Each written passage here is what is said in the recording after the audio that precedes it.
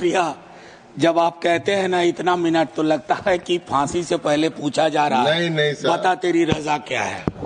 बहरहाल thank you honourable deputy chairman sir, vice chairman sir. दो तीन छोटी छोटी चीजें हैं, उसी को कहूंगा। ज्यादा खुशी इस बात की है कि आज मणिपुर को ये लग रहा होगा कि हमारे देश का हिस्सा है, यहाँ के संवाद से, यहाँ के विमर्श से। सर, एप्रोप्रिएशन का मामला है। मैं बजट के दौरान अक्सर एक बात कहता रहा हूं कि अपने देश में डायरेक्टिव प्रिंसिपल्स में आर्टिकल 39 सब क्लॉज सी है। आज हम सबको जरूरत है कि हमारा बजटरी प्रावधान, बजटरी प्रोविजंस उस लेंस से देखा जाए ताकि आय का संकेंद्रण न हो, आय का असमान वितरण न हो, और बाद में जब कोई राज्य सरकार पीकेटी को बुलाती है तो उस पर भी नाराज हो जाते हैं लोग। तो ये खैर अलग मसला है। सर, मैं दो तीन छोटी छोटी चीजें कहने से पूर्व सबसे पहले तो ये कहूं कि आज जो भी दो चार चीजें कहूंगा वो मणिपुर के अपने भाइयों बहनों, उनके मृतकों, विस्थापित लोगों को समर्पित है। आलोचना नहीं, शिकायत नहीं, मैं अपने संदर्भ में कुछ चीजों को रखूंगा। सर, सिक्योरिटी के ऊपर आपने सोशल डेवलपमेंट के ऊपर सिक्योरिटी को तरजीह दी है। मैं सिक्योरिटी फिनोमेना को नजरअंदाज नहीं करना चाहता, लेकिन तह में अगर जाएं आप, ये मई 23 में क्यों शुरू हुआ? एक माननीय उच्च न्यायालय का निर्णय आया, हम उसका हम अवलोकन नहीं कर पाए कि इस निर्णय का अंजाम क्या होगा, जो लोग कहते हैं कि हमें अंदाजा ही नहीं था। दूसरा, ट्राइबल और रूरल डेवलपमेंट को लेकर के बहुत आशंकाएं हैं। उसमें भी एलोकेशन बहुत ही छोटा है compare to other heads. Disaster prone state है सर, हमारी सुलता जी कह रही थी स्ट्रेटेजिक इंपॉर्टेंस का स्टेट है, लेकिन डिजास्टर प्रोन भी है। वहां पर आपने 50 करोड़ रुपए मात्र एलोकेट किए हैं। ये it doesn't speak very good about us. और ट्रांसपेरेंसी, अकाउंटेबिलिटी पर कई चीजें मैं बाद में आऊंगा।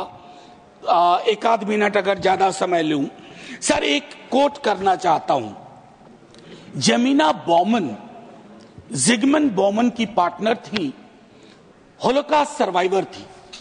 उन्होंने एक लाइन लिखी विंटर इन द मॉर्निंग में, the cruellest thing about cruelty is that it dehumanises its victims before it destroys them, and thus the hardest of the struggle is to remain human in inhuman condition. इसका तर्जुमा अगर अपने हिसाब से करूं, क्रूरता के साथ सबसे क्रूर चीज यह है कि अपने विक्टिम को खत्म करने के पूर्व उनकी मानवीय मूल्यों को विलग कर देती है।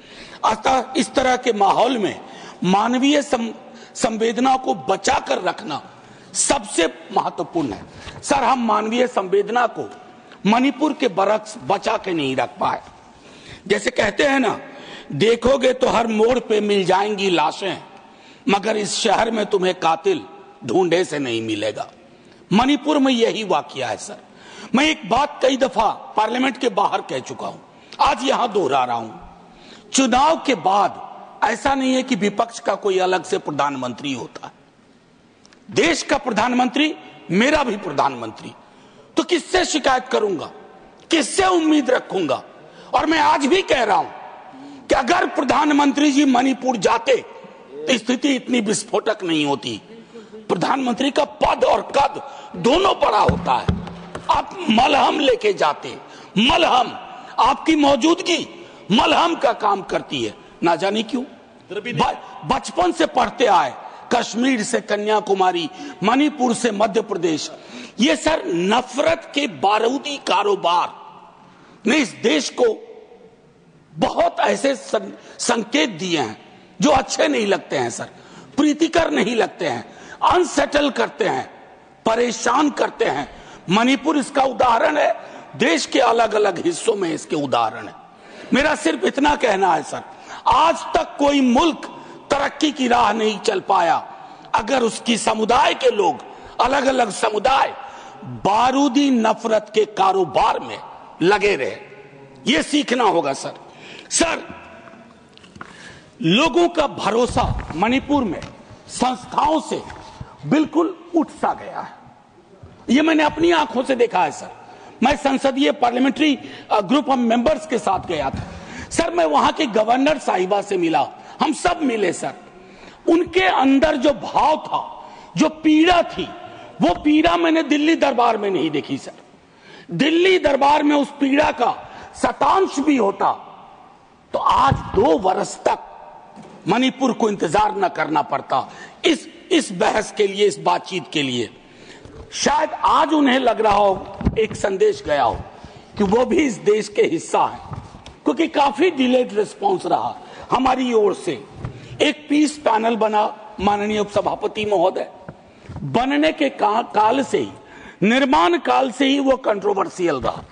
उसके कंपोजिशन को लेकर के, उसमें जो अलग अलग सदस्य थे और उसमें जो भावनाएं थी लोगों की, लोगों ने कहा कि इस पैनल को, और वो पैनल एक भी दिन काम नहीं कर पाया। सर, कल्पना करिए माननीय उपसभापति महोदय, जलते हुए मणिपुर में, हिंसाग्रस्त मणिपुर में एक पैनल बना पीस का, और उस पीस पैनल की एक मीटिंग ना हो पाई हो। सर, आर्म्स टूटे गए। अभी हाल में लास्ट डेट 2 बार एक्सटेंड किया गया कि हथियार लोग लौटा दें। मुझे जानकारी नहीं है कितने हथियार लौट के आ गए और कितने नहीं आए।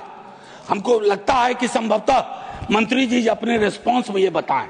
लेकिन हथियारों के लौटने से महत्वपूर्ण सवाल यह है, समुदायों के बीच की खाई को पाटने के लिए हम क्या कर रहे हैं। सर, खाइयां यूं मैं नहीं कहूंगा कि आपके दल ने पैदा किए हैं। खाइयां रही हैं देश के अलग अलग हिस्सों में, लोगों के बीच में, इतिहास की समझ को लेकर के, वर्तमान की चुनौती को लेकर के। लेकिन सर, सुलह इस देश का डिफॉल्ट टेम्पलेट था। Peace building was the default template. हमने उस डिफॉल्ट टेम्पलेट को खारिज कर दिया है सर। क्षेत्रीय असंतुलन जो सामुदायिक असंतुलन में भी तब्दील होता है, और वो सारी चीजें, उस तरह के असंतुलन समुदायों के बीच की दूरी को और बढ़ा रहे हैं।